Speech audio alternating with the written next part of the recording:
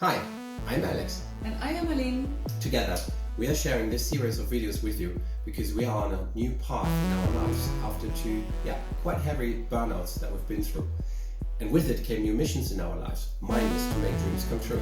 And I want to bring back energy and work and joy at the workplace. Because as an energetic duo that we are, we inspire others with a unique approach. We literally put you in motion, taking the next step to grow, thrive and reach your true potential. And with our unique method, we are reaching personal as well as organizational development because we are connecting body and mind. So keep on tuning in on our series of videos so that our personal stories, tips and insights will help you to find a healthy balance in your life. And have a bit of fun as well. Yes! Moeten we nog haren goed doen en ik weet het allemaal niet? Very comfortable today. Just non grade, yeah. Non grade. Non grade. Great. So here we are again. Here we are again. Number 8.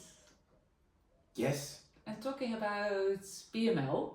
Yes. The body and mind language. That was something that we started last time to talk about. Mm-hmm. And one of the things that really got me, I would say, is that within BML we don't speak about a problem or any word related to it, but we speak about stagnation. What does that mean to you, and how do you reflect on it, on that word? Yeah, when we first had that in the course, stagnation, I really had to do like a physical term or something, technical almost, like something's not flowing. Something's not flowing. That was what's coming up in me. It's like, how does that, translate into using your body to understand more about yourself, about anything that's, really not working as it should. Right? So that was my first recognition, my first concept I had in mind. Until that point that I understood is really, what it's really talking about is a stagnation of energy flow, something where something is not flowing as it should. And that really then made a lot of sense, because with the first interventions that we did to experience ourselves, where we have things ourselves that are to us a problem, are effectively things that are not flowing freely as they should. Right. So shifting that over really describes it, I think, first what it does, it describes it a bit more of what it is really. Because if we talk about a problem at times, or when I said it's a problem, first off, it's very negative in a way. If you want to push it away, it's a problem. Problem is something that you don't want to have, so you push it also more unconsciously away. Yeah. But actually, it's more something that's not flowing freely. Yeah. And that then made a lot of sense to me. So I could accept, and I think that's in the second thing, when talking about a stagnation, something that's not freely flowing as it should, there's much more acceptance to it than having a problem. Absolutely. Yeah. Something that's a little bit how I would see it. But I'm curious to when you heard that word and how then in turn was your experience on that word stagnation. Yeah. Quite similar, I would say. And I fully agree with the word, like problem is like very negative, or how we tend to translate everything in something positive nowadays. Is that, and in the business life that we both had, that was a common thing, to not speak about a problem, but about an opportunity. And that brings again something like it's positive, but actually no, when I really realize it, and that was the word stagnation for me, stop.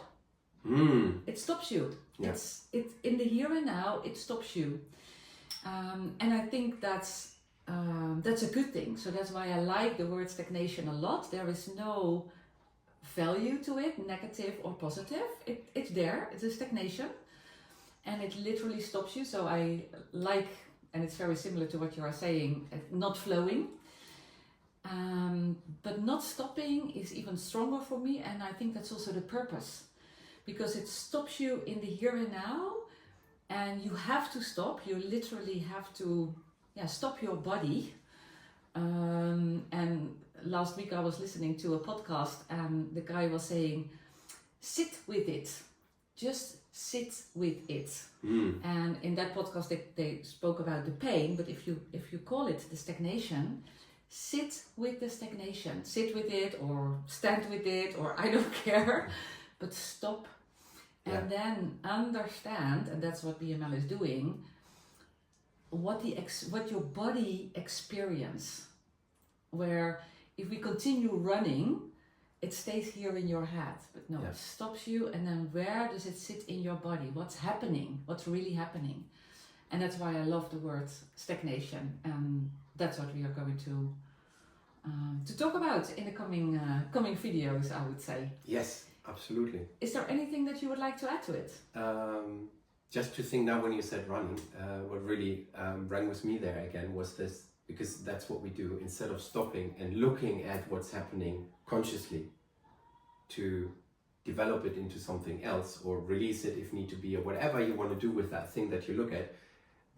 Because when you say running, we are literally running away or across or really just pass by what's really happening here in front of our nose that we don't see, but we constantly run away or whatever, pass by unconsciously from it. So I think that brings this energy and this flavor of putting there and sitting with it, but and also what we figured, sitting with that, and the only thing that I think we could add there as well now is the opportunity, now really the chance. Now you said opportunity, I don't want to use that word, but the chance that when sitting with that frustration, out from that frustration, you can create something new. Absolutely. Because where there is acceptance and where everything is all right, there is not as such normally creativity to create something new, because everything that you have there is okay. So why would you want its comfort? Why do you want to create something new? But if you have frustration, there then is the tendency and the part where out of bring creativity there in there as well and create something new.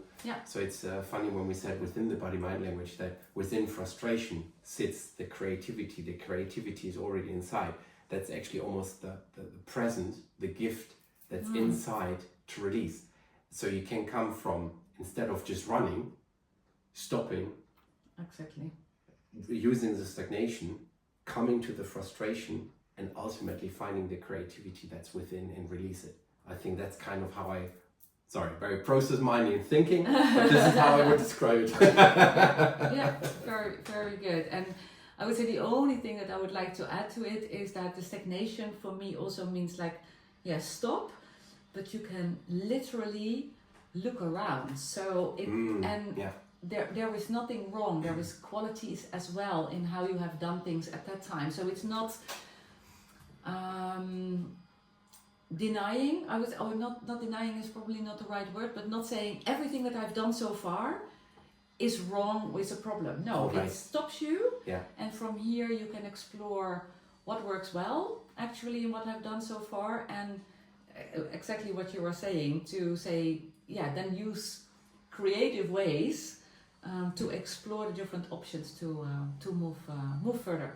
So nice. And if that isn't a good state to look into the future and other developments from, I think that's a perfect split into the next topic. Absolutely. Thank you very much. Thank you for listening.